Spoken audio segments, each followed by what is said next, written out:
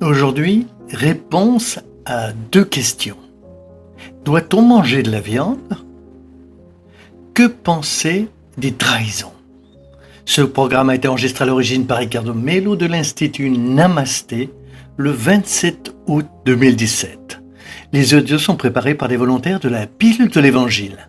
Notre équipe de collaborateurs a toujours besoin d'aide. Soyez vous aussi volontaires de notre cause. Rejoignez notre page sur Facebook, Pilule de l'Évangile. Bonjour mes chers amis, comment allez-vous? Aujourd'hui, il y a un double périple dans la pilule. Celle-ci est pour répondre à certaines questions qui sont beaucoup demandées.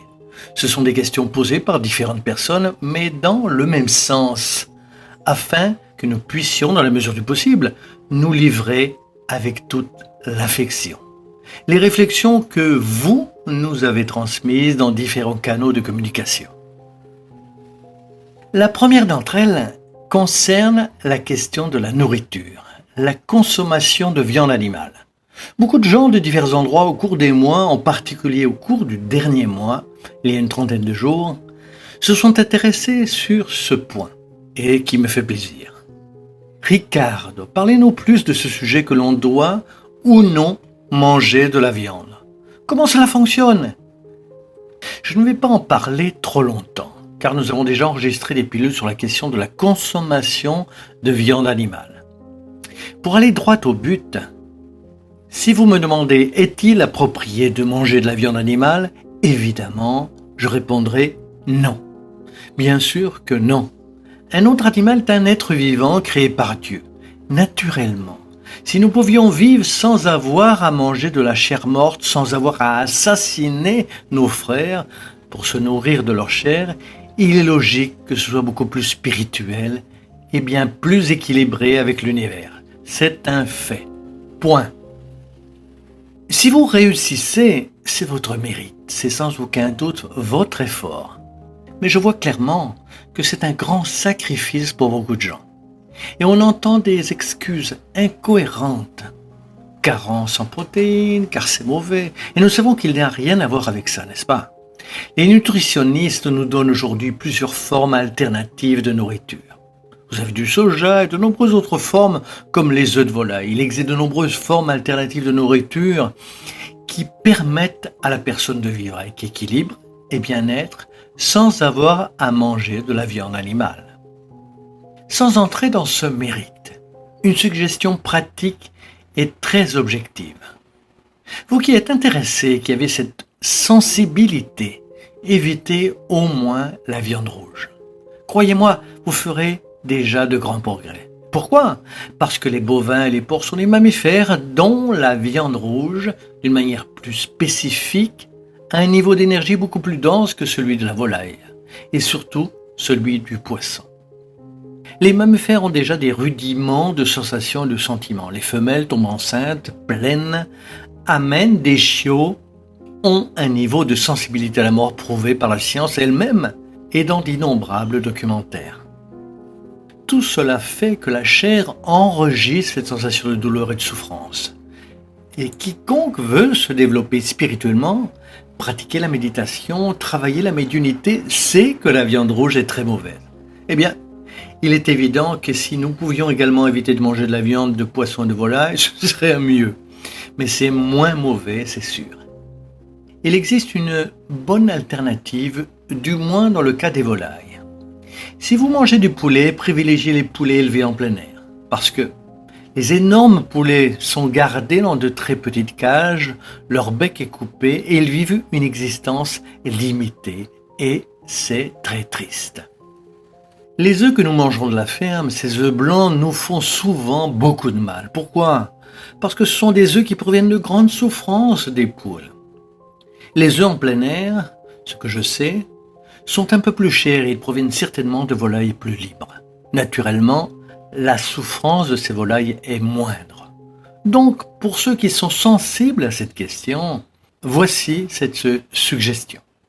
N'oubliez pas, Aucun de nous ne se sanctifiera du jour au lendemain.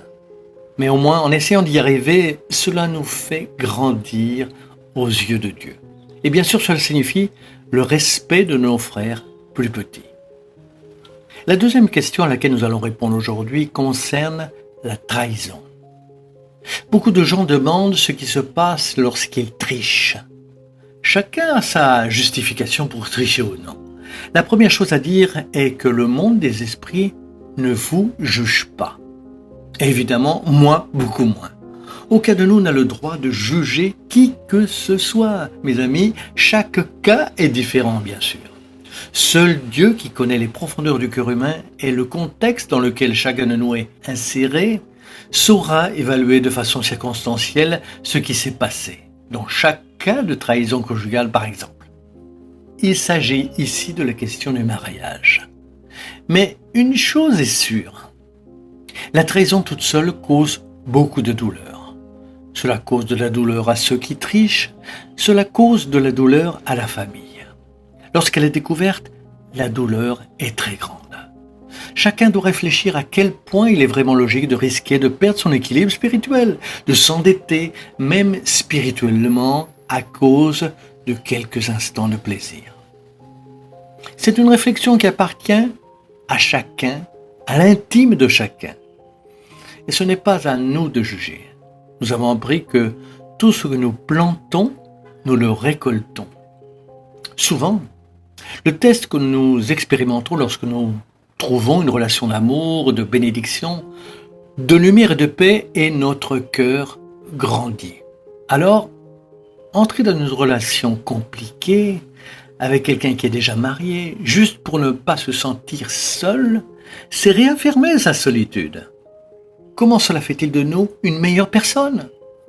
Vous avez eu un moment sexuel avec quelqu'un qui vous appelle quelques fois par semaine, car le week-end, il ou elle est avec sa famille.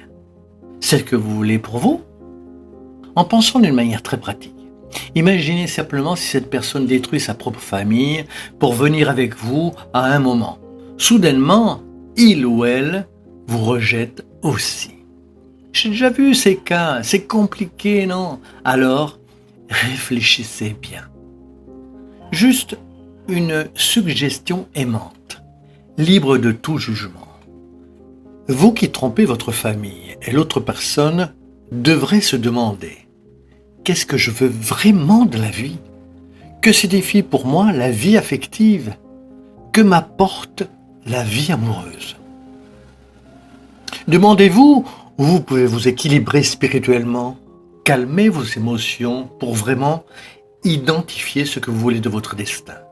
Parce que sinon, à cause de nos confusions internes, nous allons finir par détruire de nombreuses autres personnes, aussi perdues que nous le sommes, même si nous ne voulons faire de mal à personne.